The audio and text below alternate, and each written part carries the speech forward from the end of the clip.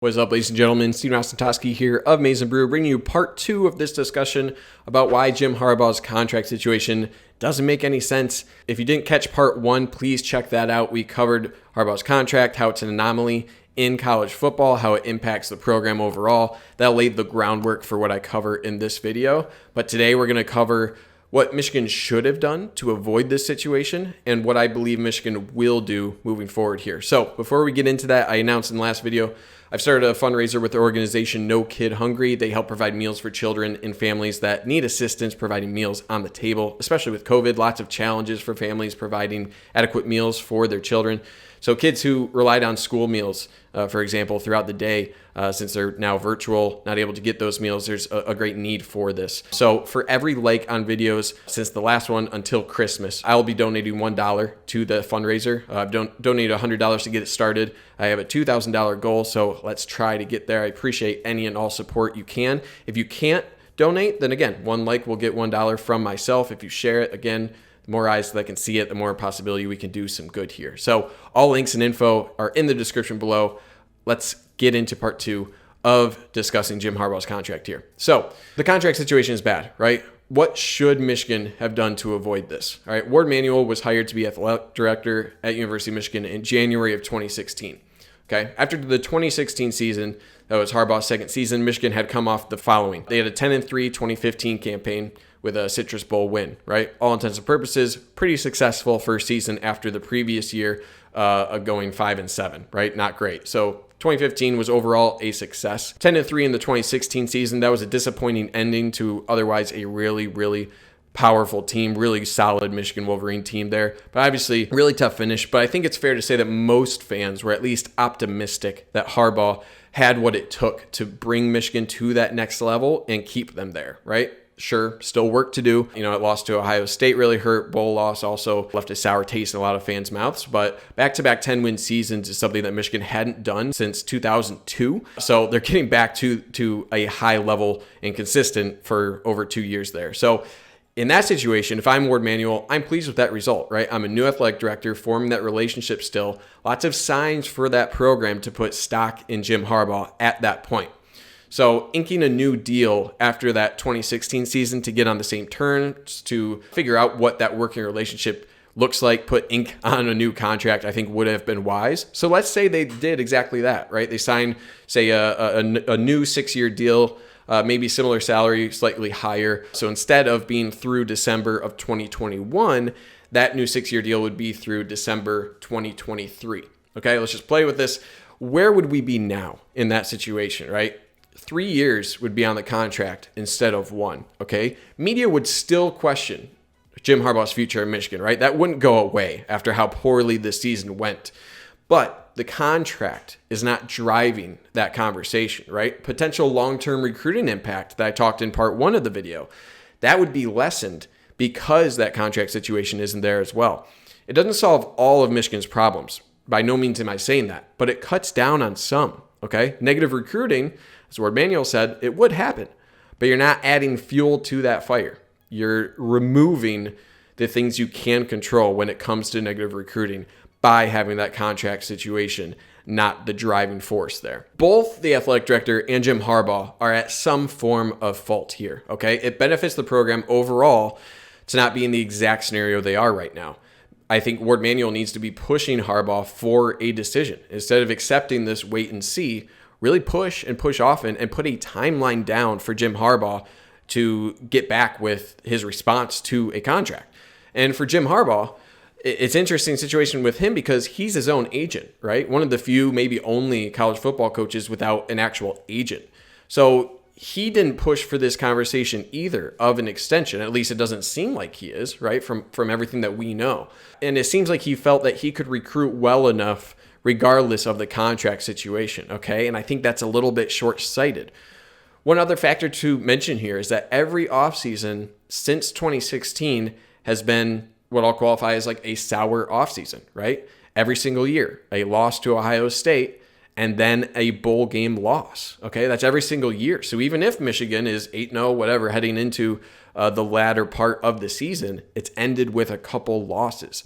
So that puts Michigan in this purgatory state where if you're Jim Harbaugh, he really has no leverage to demand a better contract or an extension, right? If you're the athletic director, the program is at a level of success clearly above the predecessors before Jim Harbaugh, but it's still leaving wanting some more, right? The contract, after some poor seasons, an extension would get some pretty bad PR in general, and it's tough to see a scenario where Jim Harbaugh would agree to a lessened state than his current contract, right? So it is a tough situation. I'm not displaying or downplaying that at all, but that's part of the job as an athletic director, to get past those tough decisions for the longevity of the program. And we're seeing that kind of procrastination of the situation because of those difficult situations. It's really come to bite Michigan in the butt. So they set themselves up for this during the worst time financially for the university, right? With COVID-19, lots of cuts, lots of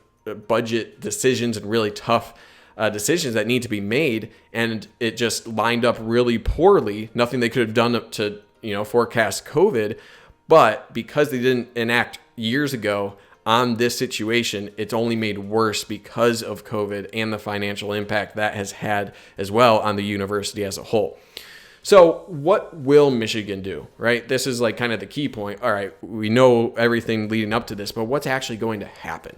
So there are multiple reports out there discussing the current situation. I think none more worth discussing than John U. Bacon back on December 7th. He had the Twitter thread I'll throw up on the screen. He's apparently stated that there's a new contract from Ward Manuel that has been extended to Jim Harbaugh. And this is one that includes a lower base salary, a lower buyout, good provisions to hire top assistants, and large incentives for performance. I think that makes sense, right? There was a rumor about 3 years being that contract length. That would seem about right. 3 to 4 years would seem about the lowest that I've seen any program really do. So now it's up to Harbaugh to either accept, negotiate, or decline that offer from Ward Manuel. So Johnny Bacon also reported there's 5 NFL teams that have expressed interest in hiring Jim Harbaugh. It's not clear if they made offers, so we don't know where those are at. But it's clear that overall, they didn't see the early signing period as a big enough reason to get this done before that. I think personally that's a disservice to those athletes signing. Sure, they can always back out of the letter of intents they have, but they deserve to know what they're signing up for, right? Just in my opinion, I think they do. A contract speaks louder than anything a coach is promising in those Zoom calls, whatever they are, with those recruits, right? I can say one thing. If it's not on paper, I can do another thing, okay? I'm not saying that's the case here, but I'm just saying a contract speaks louder than any words. So without a decision made either way, it's hard to move on assistants, right? We know there's going to be some changes on the defensive staff. There's likely going to be more changes to assistant coaches with the season effectively over.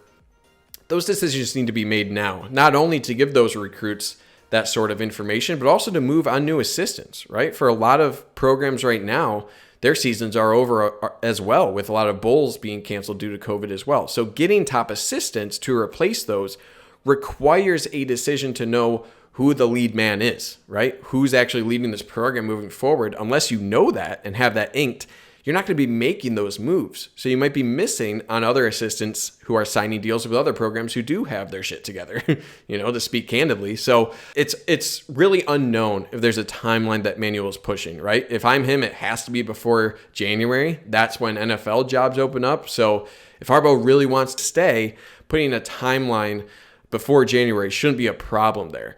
If Jim Harbaugh is willing to wait until January to field different offers from NFL programs that are done with their season, then you're just delaying that timeline to gather the proper assistants. The detriment overall done to the program by waiting leaves the athletic director no time if the adjustments are needed, right? Say Harbaugh actually accepts an offer in January. You have to hire a head coach and then all the assistants needed, and you might have these recruits in limbo or deciding to go elsewhere while the athletic director is scrambling a month before the final national signing day. So as the timeline continues to go forward here, you're leaving less time for either the current staff to make the proper adjustments with their assistants, or you're leaving the athletic director with less time to choose an entire new lead man for the football program, your head coach, to then make those choices, and you run the risk of losing your entire 2021 class. So the further this goes on, the worse situation it is overall for the program. What do I think will actually happen? I think it's got to be a 3 to 4 year contract for Harbaugh. I think he will sign. I really do think he wants to be successful at Michigan.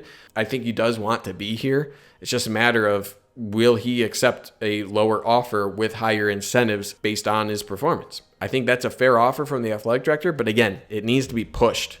Okay, it needs to be pushed and pushed now for that decision to be made. So I think Jim Harbaugh will be the coach moving forward for at least 2021. But yeah, it's not a good situation. Okay, that's I think that's the final thing we can definitively say. But yeah, let me know your thoughts in the comments. I'm sure those will be fun. And besides that, help out with the fundraiser. Again, No Kid Hungry.